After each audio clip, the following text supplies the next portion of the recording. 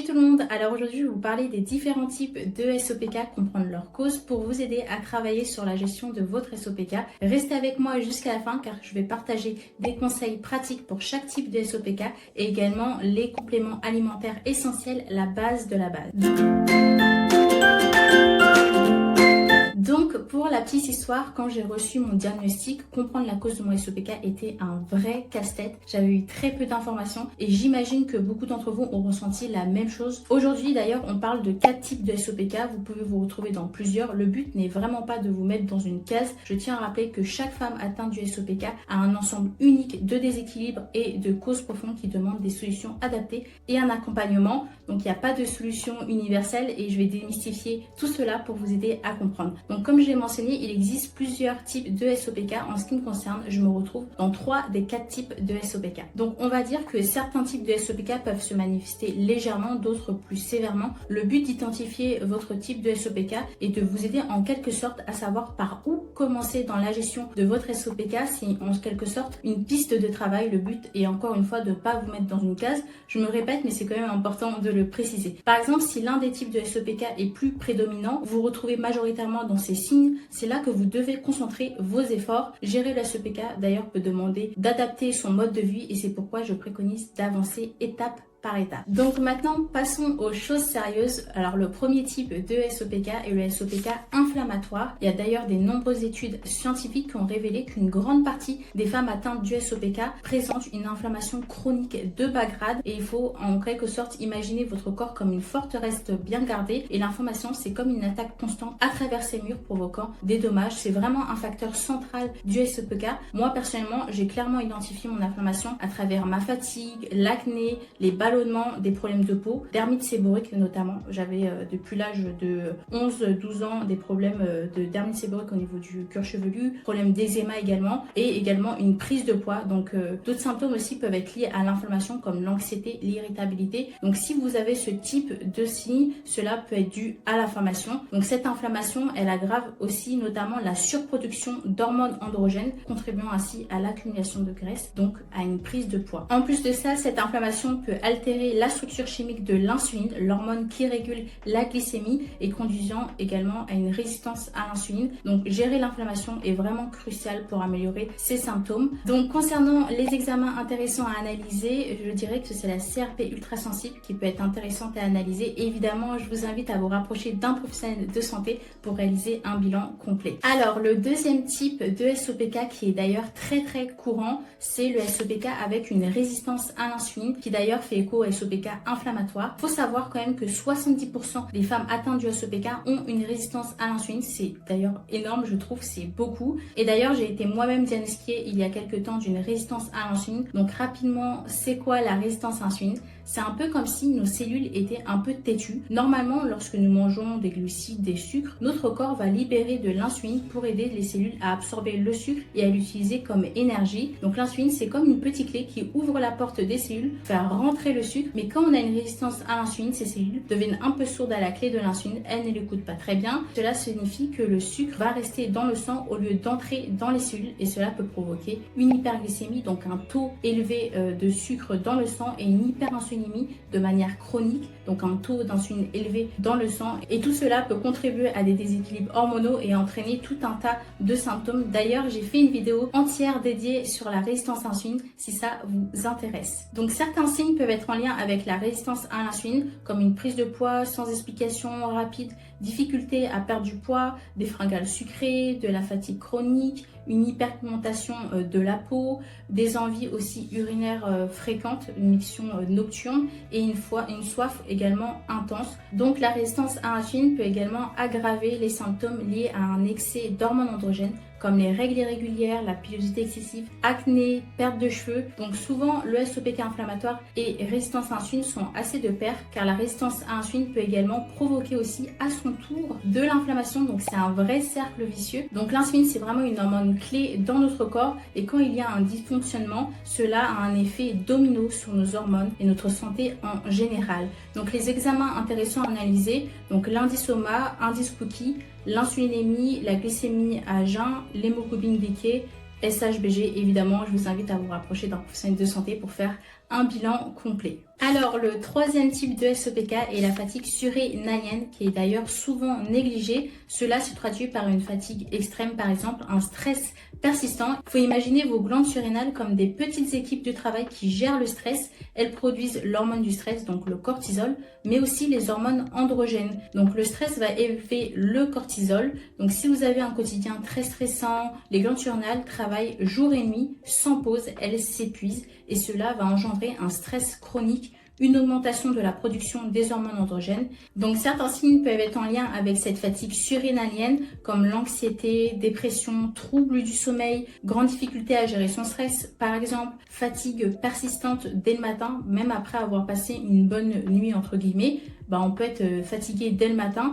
Donc voilà, si vous vous retrouvez dans ces signes, voilà, je vous invite à consulter et à faire un bilan hormonal complet. Alors le quatrième type de SOPK est le SOPK avec une hypothyroïdie. Donc c'est une production insuffisante d'hormones thyroïdiennes. Donc il faut imaginer vos thyroïdes comme le chef d'orchestre de votre métabolisme.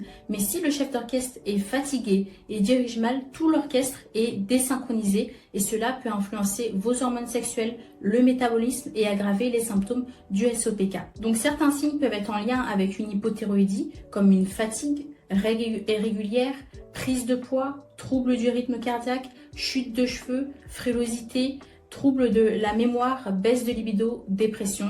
Donc voilà, c'est quand même un certain nombre de signes. Donc si tu te reconnais dans ces signes, n'hésite pas à consulter un professionnel de santé et à faire un bilan de tes hormones thyroïdiennes complet. Alors, concernant les conseils pratiques, alors pour vous aider à gérer par exemple l'hypothyroïdie, il est important de maintenir une alimentation équilibrée et de veiller à avoir suffisamment d'iode et de sélénium, des minéraux qui sont essentiels pour la thyroïde. Certains aliments comme les algues, les noix de Brésil, le poisson peuvent être bénéfiques. De plus, travailler sur la gestion du stress, du sommeil et de l'activité physique peut aider à soutenir la santé thyroïdienne. Donc évidemment, ne pas hésiter à vous faire accompagner selon vos besoins. Alors, pour vous aider à gérer la fatigue surrénalienne, il est vraiment important de prioriser le sommeil, de viser au moins 7 à 9 heures de sommeil de qualité chaque nuit. Je sais que c'est pas évident, surtout si vous avez des problèmes de sommeil, de vous endormir, etc., des réveils nocturnes. C'est vraiment quand même hyper important de prioriser son sommeil.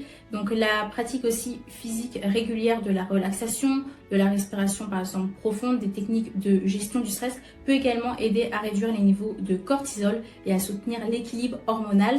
L'exercice aussi modéré comme le yoga, la marche, le pilate, etc.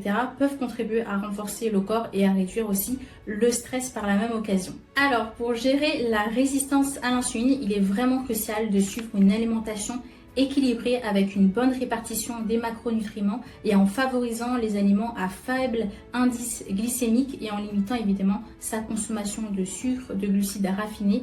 Il y a aussi l'exercice physique régulier qui est vraiment aussi important quand on a une résistance à l'insuline et aussi de manière générale. Également marcher après avoir mangé. Voilà, favoriser une marche digestive, cela peut aider à réguler la glycémie après repas. Alors pour vous aider à gérer le SOPK inflammatoire, il est important d'adopter du coup une alimentation anti-inflammatoire riche en légumes, en fruits, en noix, en poissons gras. Limiter aussi sa consommation de gluten, de produits laitiers, sucre, alcool et de plus avoir une pratique physique régulière d'exercices modérés peuvent également réduire l'inflammation. Il y a aussi enfin des techniques de gestion du stress qui sont quand même importantes comme la méditation, le yoga, tout ça peuvent également jouer un rôle dans la réduction de l'inflammation.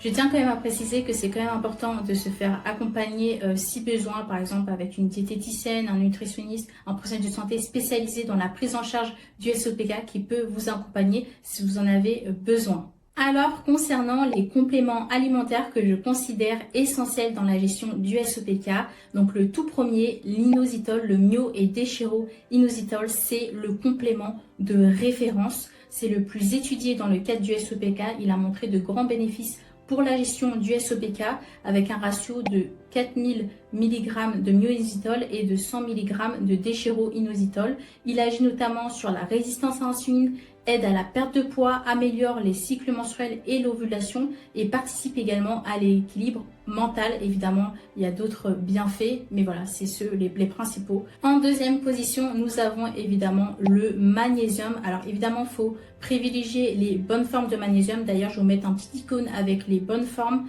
et les formes à éviter avec le magnésium. Donc le magnésium, il agit également sur la résistance à l'insuline, il diminue l'inflammation et également améliore surtout le sommeil et agit sur le système nerveux. Donc ça, c'est super bien si vous êtes stressé, etc.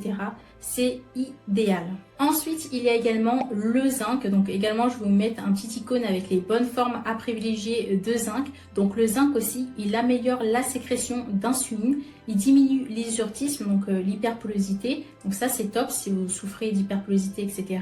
Il diminue aussi la perte de cheveux et il agit aussi sur l'acné inflammatoire. Donc vraiment, il a des super bienfaits, le zinc. Également, il y a l'oméga 3, les fameux oméga 3 type EPA et DHA. Donc l'oméga 3, il soutient également l'équilibre hormonal, il soutient la fertilité, améliore également la sensibilité à l'insuline et diminue également l'hirsutisme. Donc il a aussi plein de bienfaits, c'est vraiment un essentiel. Également, un autre essentiel hyper important, la vitamine D, d'ailleurs qu'on oublie souvent, énormément de la population et d'ailleurs est carencée en vitamine D, c'est hyper important de se supplémenter. Donc la vitamine D agit également sur l'équilibre hormonal, l'équilibre immunitaire, agit également sur la résistance à l'insuline et l'hyperandrogénie. Donc voilà, il a quand même, la vitamine D a beaucoup de bienfaits et c'est quand même important de se supplémenter. Également aussi un autre essentiel, le NAC. Alors c'est vrai que c'est assez peu connu, le NAC, et je vous mettrai la vraie définition parce que j'ai vraiment du mal à la prononcer correctement. Je crois que c'est N-acétylcétine. Ah bah peut-être j'ai réussi, mais voilà, donc le NAC aussi, il a aussi plein de bienfaits pour la SOPK. Donc il améliore l'ovulation, la qualité ovocytaire, il agit également sur la résistance à l'insuline et l'hyperandrogénie, donc hirsutisme, acné, perte de cheveux, etc. Donc ça, c'est top. Évidemment, avant de faire toute cure, tous les compléments que je vous ai énoncés, évidemment, vous renseignez, vous rapprochez de votre professionnel de santé, etc. si besoin. Également, je vous invite à suivre le compte Instagram NutraStream. C'est un compte que j'ai découvert il y a un peu plus d'un an et vraiment, c'est une mine d'or. C'est un biologiste qui partage des conseils sur les compléments alimentaires. Vraiment, il y a énormément de valeur. J'ai appris beaucoup dessus. Voilà, il aide à choisir les meilleures formes de compléments, etc. N'hésitez pas à jeter un œil, en tout cas, voilà. Voilà, en tout cas, j'espère que vous avez maintenant une compréhension plus claire des types de SOPK, des éléments à mettre en place pour vous aider dans la gestion de votre SOPK. D'ailleurs, si vous avez une idée de votre type de SOPK, n'hésitez pas à le partager en commentaire. N'hésitez pas également à laisser un like pour le soutien et à vous abonner. Je vous retrouve bientôt pour une prochaine vidéo. Prenez soin de vous.